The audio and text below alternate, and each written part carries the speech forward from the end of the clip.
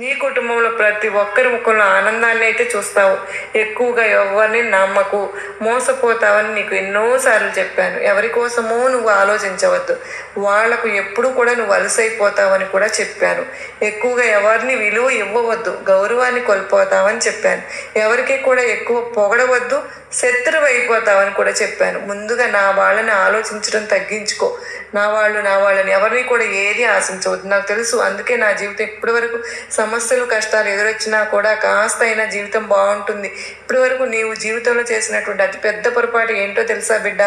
అవసరం ఉన్నప్పుడు కాళ్ళు, అవసరం తీరాక జుట్టు పట్టుకునేటటువంటి మనుషుల మధ్య కొంతమంది పనికి మాలినటువంటి స్నేహితులను, అలాగే కొంతమంది బంధువులను నువ్వు నమ్ముకున్నావు.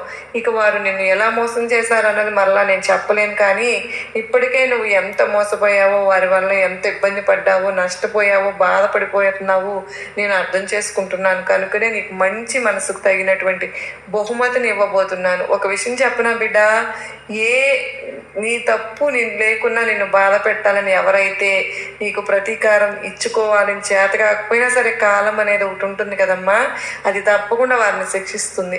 ఒకరు ఏమన్నా కానీ అణిగిమణిగి ఉన్నారు అంటే అవకాశం గురించి చూస్తున్నారని కాదు.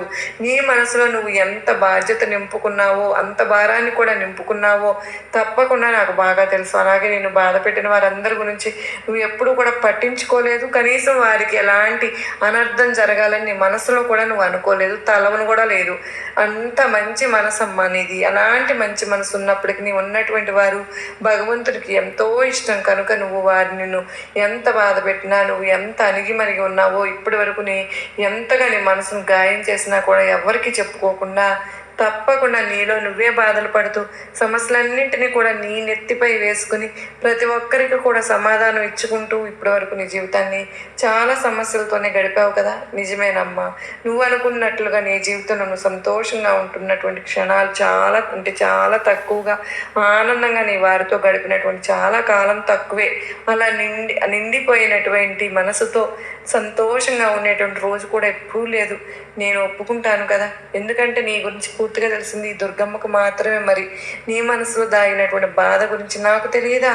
నువ్వు ఒకరిని బాధ పెట్టే ముందు వారి స్థానంలో నువ్వు తప్పకుండా ఉండి చూడు అని ప్రతి ఒక్కరికి కూడా ఈసారి గట్టి సమాధానం ఇచ్చేలా తప్పకుండా నేను నీకు గొప్ప బహుమతిని అయితే ఇస్తాను. వాళ్ళు పడేటటువంటి బాధ ఏమిటి తప్పకుండా నీకు తెలిసేలాగా, వారికి అర్థమయ్యేలాగా నేను చేస్తాను. మనం ఒకరిని సంతోషానికి కారణం కావాలి కానీ ఒకరి బాధకు కారణం కాకూడదని వారు తప్పకుండా తెలుసుకుంటారు.